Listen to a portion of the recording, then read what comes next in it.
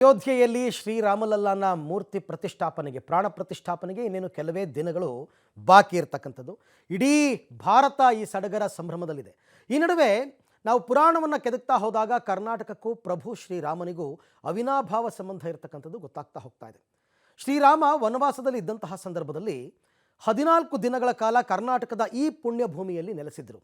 ದಿನವೊಂದಕ್ಕೆ ಒಂದರಂತೆ 14 ವಿಶಿಷ್ಟವಾದ ಶಿವಲಿಂಗಗಳನ್ನು ಪ್ರತಿಷ್ಠಾಪಿಸಿ ಪೂಜೆಯನ್ನು ಸಲ್ಲಿಸಿದ್ರು ಅಂತಕ್ಕಂಥದ್ದು ಪೌರಾಣಿಕ ಹಿನ್ನೆಲೆಯಿಂದ ಗೊತ್ತಾಗ್ತಾ ಇರತಕ್ಕಂಥ ವಿಚಾರ. ಹಾಗಾದರೆ ಈ ಪುಣ್ಯ ಭೂಮಿ ಯಾವುದು, ಏನು ಪ್ರಭು ಶ್ರೀರಾಮನಿಗೂ ಇದಕ್ಕೂ ಇರತಕ್ಕಂಥ ನಂಟು ಅಂತ ನೋಡೋಣ ಬನ್ನಿ.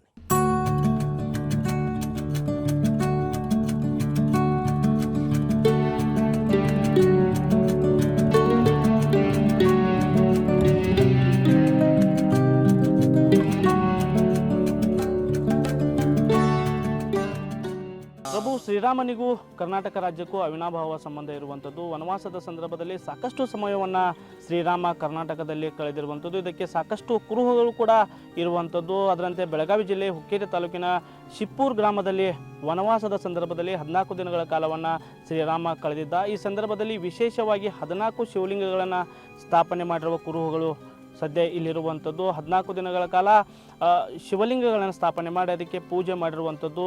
ಪ್ರಮುಖವಾಗಿ ಈ ಗ್ರಾಮದ ಈ ದೇವಸ್ಥಾನ ಇದೆ, ರಾಮಲಿಂಗೇಶ್ವರ ದೇವಸ್ಥಾನ. ಈ ದೇವಸ್ಥಾನದಲ್ಲಿ ತನ್ನ ಬಾಣನ ಬಿಟ್ಟು ಹೊಂಡವನ್ನು ಶ್ರೀರಾಮಚಂದ್ರರು ನಿರ್ಮಾಣ ಮಾಡಿರುವಂಥದ್ದು. ಅದೇ ನೀರಿನಿಂದ ಶಿವಲಿಂಗವನ್ನು ಪೂಜೆ ಮಾಡ್ತಿದ್ರು ಎನ್ನುವ ಇತಿಹಾಸದ ಕುರುಹುಗಳು ಇಲ್ಲಿರುವಂಥದ್ದು.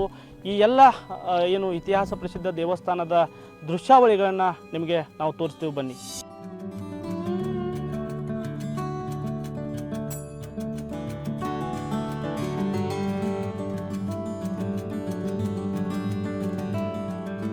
ಹೌದು, ಬೆಳಗಾವಿ ಜಿಲ್ಲೆ ಹುಕ್ಕೇರಿ ತಾಲೂಕಿನ ಶಿಪ್ಪೂರು ಗ್ರಾಮದಲ್ಲಿ ಶ್ರೀರಾಮ ವನವಾಸದ ಸಂದರ್ಭದಲ್ಲಿ 14 ದಿನಗಳ ಕಾಲ ಕಳೆದು ಹೋಗಿರುವಂತಹ ಕುರುಹುಗಳು ಇಂದಿಗೂ ಜೀವಂತವಾಗಿದೆ. ಶಿಪ್ಪೂರು ಗ್ರಾಮದ ಹಸಿರು ತಪ್ಪಲಿನಲ್ಲಿ ಶ್ರೀರಾಮಚಂದ್ರ ವಾಸವಾಗಿದ್ರು.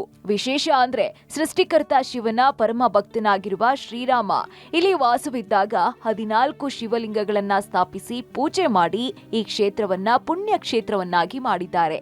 ಇಂದಿಗೂ ಕೂಡ ಶ್ರೀರಾಮ ಪೂಜಿಸಿದ 14 ಲಿಂಗಗಳಿಗೆ ದಿನನಿತ್ಯ ಪೂಜೆ ಮಾಡಲಾಗ್ತಾ ಇದೆ. ಸದ್ಯ ನಾವು ಇರುವಂಥದ್ದು ವನವಾಸದ ಸಂದರ್ಭದಲ್ಲಿ 14 ದಿನಗಳ ಕಾಲ ಪ್ರಭು ಶ್ರೀರಾಮ ವಾಸವಾಗಿದ್ದ ಪುಣ್ಯ ಕ್ಷೇತ್ರದಲ್ಲಿ ಬೆಳಗಾವಿ ಜಿಲ್ಲೆ ಹುಕ್ಕೇರಿ ತಾಲೂಕಿನ ಶಿಪ್ಪೂರ್ ಗ್ರಾಮದ ಶ್ರೀರಾಮಲಿಂಗೇಶ್ವರ ದೇವಸ್ಥಾನದ ದೃಶ್ಯಗಳನ್ನು ತಾವು ನೋಡ್ತಾ ಇದ್ದೀರಿ.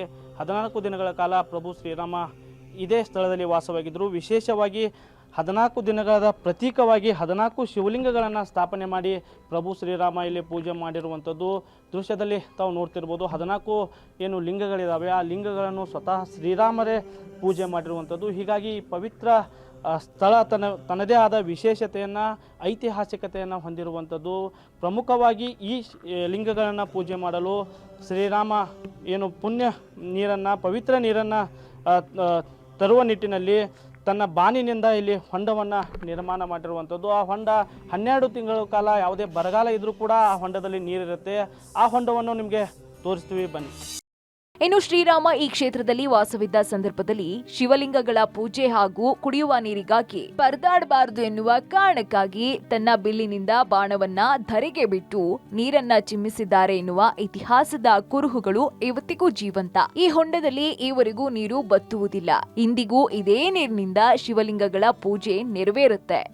ಶ್ರೀರಾಮ ತಾನು ಸ್ಥಾಪಿಸಿದ 14 ಲಿಂಗಗಳ ದಿನನಿತ್ಯದ ಪೂಜೆಗಾಗಿ ಹಾಗೂ ಕುಡಿಯುವ ನೀರಿಗಾಗಿ ಇದೇ ಸ್ಥಳದಲ್ಲಿ ಬಾಣನ್ನು ಬಿಟ್ಟಿರುವಂಥದ್ದು. ಬಾಣ ಬಿಟ್ಟ ಪರಿಣಾಮ ಈ ನೀರಿನಿಂದ ಒಂದು ಹೊಂಡ ನಿರ್ಮಾಣವಾಗಿರುವಂಥದ್ದು. ಆ ಹೊಂಡದಿಂದ ದಿನದ 24 ಗಂಟೆಯೂ ಕೂಡ 12 ತಿಂಗಳ ಕಾಲ ಯಾವುದೇ ಬರಗಾಲ ಇದ್ದರೂ ಕೂಡ ಇಲ್ಲಿ ನೀರು ಚಿಮ್ಮುತ್ತಾ ಇರುತ್ತೆ. ಇದೇ ಹೊಂಡದ ನೀರು ಸದ್ಯ ಈಗ ಕೆಳಗಡೆ ಹೋಗಿ ಕೆಳಗಡೆ ಏನು ದೇವರ ಅಭಿಷೇಕ ಜೊತೆಗೆ ಇಲ್ಲಿರ್ತಕ್ಕಂಥ ಜನರಿಗೆ ಕುಡಿಯುವ ನೀರಿಗಾಗಿ ಇದನ್ನ ಬಳಸಲಾಗ್ತಾ ಇದೆ. ಈ ದೇವಸ್ಥಾನಕ್ಕೆ ದಿನನಿತ್ಯ ಇದೇ ನೀರಿನಿಂದ ಅಭಿಷೇಕ ಆಗುತ್ತೆ. ಏನು 14 ಲಿಂಗಗಳಿದ್ದಾವೆ ಆ ಲಿಂಗಗಳು ಸೇರಿ ಏನು ಪ್ರಮುಖ ಲಿಂಗ ಇದೆ ಆ ಪ್ರಮುಖ ಲಿಂಗಕ್ಕೂ ಕೂಡ ಇದೇ ನೀರಿನಿಂದ ಅಭಿಷೇಕವಾಗುತ್ತೆ.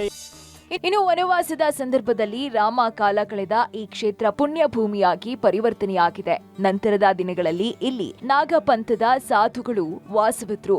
ಲಿಂಗಗಳಿಗೆ ಪೂಜೆ ಮಾಡೋದ್ರ ಜೊತೆಗೆ ಶ್ರೀರಾಮನಿಗೂ ಕೂಡ ಪೂಜೆ ಸಲ್ಲಿಸ್ತಾ ಇದ್ರು. ರಾಮ ಏನು ವನವಾಸಕ್ಕೆ ಬಂದಾಗ 14 ದಿವಸ ಏನಿದ್ರಲ್ಲ ಇಲ್ಲಿ ಅವನ್ನೆಲ್ಲ ಇಲ್ಲಿ ಕುರುಗಳು ಅದಾವ್ರಿ, ಒಂದು ಸ್ವಲ್ಪ ಅದಾವ್ರಿ. ಮತ್ತು ಅದು ಹೊಂಡು ಐತ್ರಿ ನಾ ಸರ್ ಮತ್ತು ಅಂದಿಂದ ಸರ್ ಇನ್ನೂ ತನಕ ಒಂದು ದಿವಸ ಹೊಂಡು ಬತ್ತಿಲ್ಲ ರೀ ಅದು ನೀರು ಖಾಯಂ ನೀರು ಚಲೋ ಇರ್ತೈತೆ ರೀ 12 ತಿಂಗಳು ನೀರು ಚಲೋ ಇರ್ತೈತೆ ರೀ ಮಳೆಗಾಲದಾಗ ಒಂದು ಜರ ಜಾಸ್ತಿ ಇರ್ತೈತೆ ರೀ ಈಗ ಅದನ್ನು 1 ಇಂಚ್ 2 ಇಂಚ್ ನೀರು ಡೈಲಿ ಹರಿದು ಹೋಗ್ತೈತೆ ರೀ ಒಟ್ನಲ್ಲಿ ಇನ್ನೇನು ಕೆಲವೇ ದಿನಗಳಲ್ಲಿ ಶ್ರೀರಾಮ ಅಯೋಧ್ಯೆಯ ಭವ್ಯ ಮಂದಿರದಲ್ಲಿ ವಿರಾಜಮಾನರಾಗಲಿದ್ದಾರೆ.